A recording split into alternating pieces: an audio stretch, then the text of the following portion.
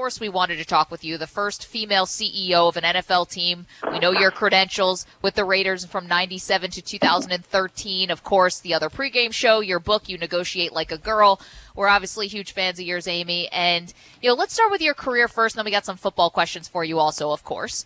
But I read something very interesting from Kim Eng the other day, who's the first female GM of the Miami Marlins. And she said when you finally get the job, right, and you're the first woman to have that job, she said a weight gets removed from one shoulder and just get moved to the other shoulder. When I'm curious if you sort of nod your head when you hear something like that, and when you were the first female CEO of the Raiders, did you think, if I fail, there will never be another female CEO again? Did you feel that kind of pressure? I did not, and perhaps I should have, but I was a kid when I started my job. And, a lot of your listeners, and this is, sort of painful to admit, a lot of your listeners probably weren't born when I started my job. I started with the Raiders as an intern in the early part of the mid-'80s, and I joined the organization full-time as a full-time employee in the mid-'80s. So the conversations we're having today about women in the NFL, women in sports, women in business, those weren't even topics back then. So, I joined the organization, and I focused on doing my job, and I did my job. Now, that doesn't mean to say I didn't have worries and concerns, but that wasn't one of them because that wasn't even a topic of conversation back then. Amy, for women that want to get involved in the National Football League on a lot of different levels, what advice would you give them? Well, there are so many. As I said, when I started in the 80s, it wasn't even a topic of conversation, and it wasn't women in the NFL. I walked into that league owners meeting, and I was the only woman there. But now you look around the league, and you see Jeannie Bonk with the Chargers and Hannah Gordon with the 49ers and Sarah Thomas on the field and other, there's women officiating, there's women coaching. There are so many more opportunities now that I would give women the same advice I would give men. Work hard. Work as hard as you can. When you don't think you can work any harder, find a way to work harder. That's the advice I would give without regard to gender. In other words, it's not gender-specific advice. As to being a woman in the workplace, I'm always very careful to say, to thine own self be true. I will share what worked for me. That doesn't mean it's the right approach for others. That doesn't mean it will work for others, but it worked for me. I didn't spend any time thinking about the fact that I was a woman. I did my job.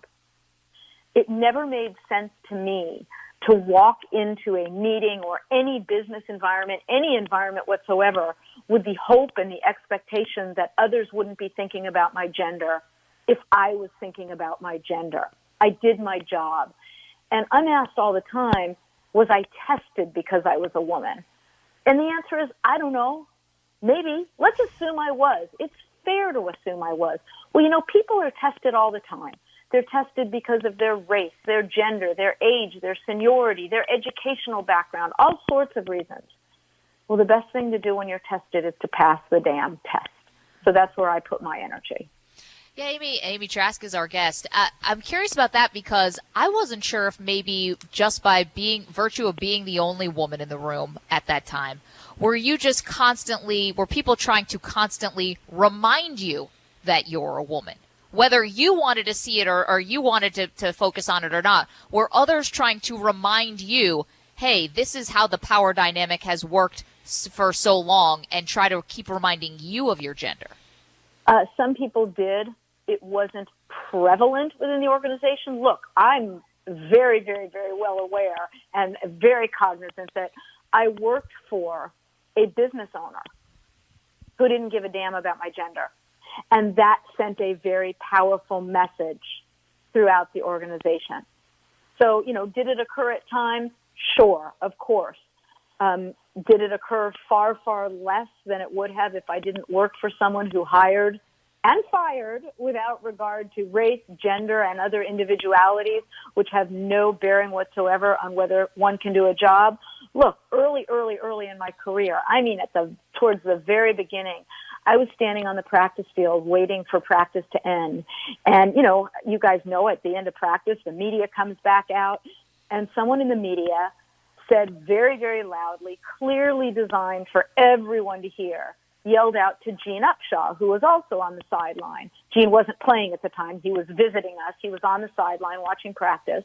And they yelled out, "Hey, Gene, what's it like having a girl work for the Raiders?"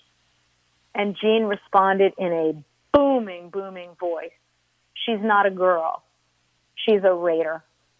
And that was a moment that, my heart almost exploded. So I share that with you because, sure, what you pointed to did happen, but whether it was Al Davis or Gene Upshaw, there were others there who just didn't give a damn about my gender.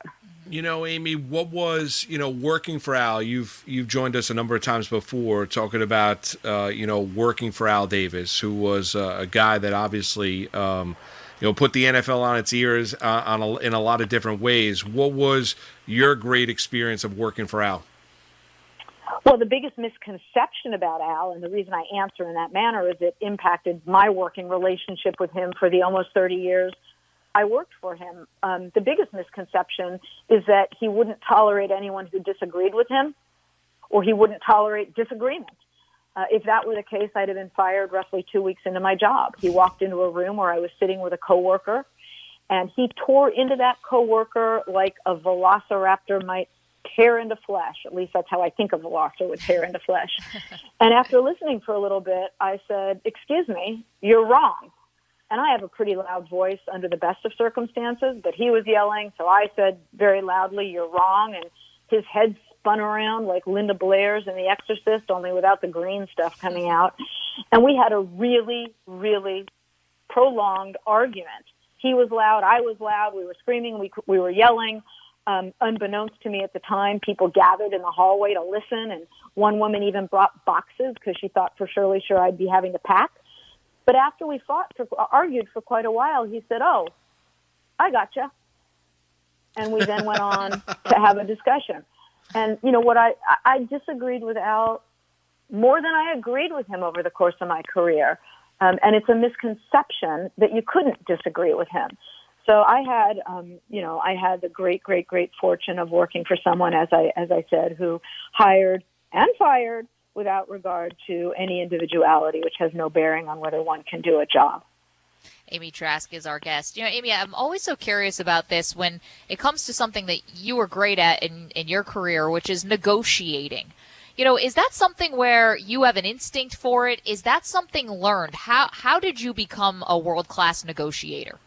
Well, my mom said, best advice I've ever received from my mom, "To thine own self be true." So I did what worked for me.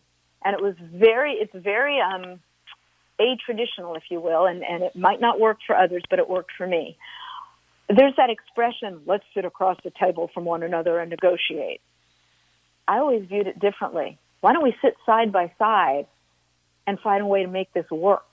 Why don't we sit side by side and collaborate rather than sitting across from one another to negotiate? Look, if the goal of a negotiation is to reach a deal, then work to reach a deal. It doesn't need to be a game of "I gotcha" or "I got more than you" or tit for tat or quid pro quo. So I always approached every negotiation, to use a poker expression, even though I don't play poker. My cards were turned up. If I went into a discussion with someone and the goal was to reach a deal, I would share very openly, "Look, these things aren't particularly important to me, but I sense that they're important to you. So if they're important to you, go ahead. Let's make that work for you. And by the way, if there's things that aren't important to you that can help me make a deal, let me know what they are. Because if your goal is to make a deal, then collaborate and work together to make a deal." I never understood, I still don't have respect for or like when people come in with sort of a "I'm going to prove who's smarter, I'm going to prove who's better" approach. If the goal is to make a deal, then work together to make a deal that works the best for everyone. Amy Trask is our guest. Of course, she was the first ever female CEO in the NFL. She has her book, Negotiate Like a Girl, which is fantastic, and I've read, and also CBS Sports NFL Analyst. So, okay, let's talk about this in real time, because you worked on so many of the NFL's TV deals when you were working for the Raiders, if I'm not mistaken there, Amy. We just saw the TV money explode for the NFL in negotiating now to the tune of $100 or so billion a year. I mean, from your perspective, what did you first notice about that deal? Is there, what went through your mind when the NFL negotiated this record-setting deal? Well, a couple things. Number one, the girl who has the law degree in me never really comments on deals unless I read them. So I just, whether that's me by nature, and it probably is in large part, or me because I went to law school, and it probably is in large part, unless I actually see a contract, I refrain from commenting on it in any detail. But as to the general point you make, of course, the news is all out there, Maggie. We've all seen the news. We've read the news. I was not surprised by the news. I will say that I did smile when I read today that the NBA is looking to do the same thing. Yeah, good luck with that. And I will say in my Big Three hat, we'd like to do the same thing as well. Right. Content is king. We all know that. There is an appetite for the NFL, and the NFL is very, very creative in its approach to striking deals. And Robert Kraft is very involved. I had the privilege of serving on a digital media committee led by Jonathan Kraft, so I know it's not only one generation of Kraft that does a tremendous job at this, it's two generations of Kraft. Look, I can still remember a time back at a league meeting when there was a proposed TV deal to be voted on by the membership, because the TV deals can't be put in place unless the team owners vote them in. And Pat Bolin got up and made a presentation about a TV deal, and Al Davis got up and said, nah, that's not good enough. And boy, oh boy, did Al take heat for that. Pat was furious because he thought it was a great deal. Al said, I don't think it's great enough. And sure enough, the league went on to negotiate a better deal. And it was very nice when Pat later looked at Al and said, yeah, you were right. We're chatting with Amy Trask, CBS Sports NFL analyst, longtime executive with the Raiders. Amy, I want to ask you, what's next here for the NFL? Digital, we know terrestrial, radio, over the air. Where do you think the NFL needs to go next? Wow, if I knew the answer to that right off the bat, I'd be heavy in the stock market in those areas. All teasing about me and my stock market prowess or lack thereof, or interest therein. Look, you named it. We're seeing a whole transition in viewing, in how consumption habits. And it's not just sports, but people are consuming things differently. Look, again, to go back to the point that I made earlier about starting my career in the league before some of your listeners were even born, I'll tell you that, going back to when I was a kid, you had a TV with, like antennas on top of it. Yeah, rabbit ears. Right. My family, we were all fancy because we lived somewhere where rabbit ears didn't work. So we actually had this newfangled thing called cable. And I just note that because today people are consuming in such a different manner than ever before. I think we're going to continue to see consumption habits change. And I think the serious answer to your question is that the league is going to continue to follow those consumption habits and take advantage of them as best they can. Amy Trask is our guest. Amy, to get your expertise as someone who was on the team side for so many years. Obviously, we have a situation here with Deshaun Watson where 16 women now filed lawsuits against him, civil lawsuits against him, alleging misconduct. And he has said that he wants a trade from the Houston Texans. I mean, if you're a team who is looking to trade with Houston for Deshaun Watson, I mean, is there any way that you can continue those conversations now with these legal issues hanging over his head? It's a great question, Maggie. Of course, as your questions are, it was a great question. And of course, it's going to have an impact. And I will very, very, very quickly and clearly and strongly note that I don't know if those allegations are true. I don't know if they're false. I don't know what happened. I don't know what didn't happen. And that's the exact position other teams are in right now. So a team that may have been contemplating a trade for Deshaun is sitting there in exactly that position, not knowing if the allegations are true. And then there's the whole issue of, okay, if they are true, that's one thing. If they're not true, how long is it going to take for that to be resolved? And clearly this is going to impact any market for his trade, because irrespective of what happens in the civil cases, irrespective of whether there are criminal charges brought, and we don't know if there will be, the league has the right to insert itself and suspend him, put him on paid leave to the extent things are proven, do something stronger. So you've got civil litigation, you may have criminal actions, you have league policy. It's very, very complicated. So as a team going into this, if you're looking for a quarterback who can help you immediately, you have no idea whether that's going to be the case, because you have no idea the time frame in which this will play out. Amy, if you're looking at, we've talked a lot about the Jets and the Giants this offseason. What's your take on what Dave Gettleman and the Giants have done, how creative Kevin Abrams restructuring contracts? You got Saquon Barkley returning. Daniel Jones obviously needs to step forward in year 3, but adding a Kenny Golladay and certainly adding an Adoree Jackson to their secondary. And you made two of the most important points from my standpoint, most important points right off the bat, which is Daniel Jones he's got to progress, he's got to continue to evolve, and Barkley's health, obviously a very, very big issue. But they did add Golladay, brought in a backup, Mike Glennon. That's interesting. I think the division's up for grabs. So, yes, the Giants finished 6-10, but Washington won the division at 7-9. Now, I'm not suggesting a team might not break out. There's a lot of people that are looking at Dallas and the new deal with Prescott and saying if Prescott is back healthy, Dallas can make a run.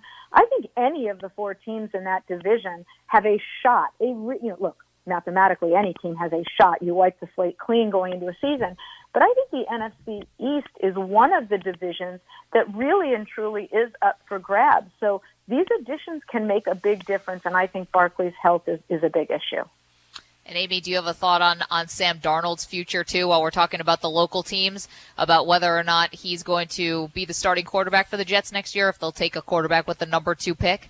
What are those conversations going on behind the scenes in a team? Couple thoughts in that regard. I don't know that he has best positioned. I don't know that he has been best positioned to be his best. So one would think and one would hope that in making coaching decisions as they moved forward, the Jets went out and said, is this the man that can best position our players and best position Sam Darnold to be his best? And by all accounts, the new head coach can do that. So, maybe this is a breath of fresh air for Sam. Maybe we'll see real progress. I wouldn't be surprised if the Jets add someone. But, I always smiled when people throughout my career said, you need to cut this quarterback. You need to move on from this quarterback. Because my answer was always, okay, and do what?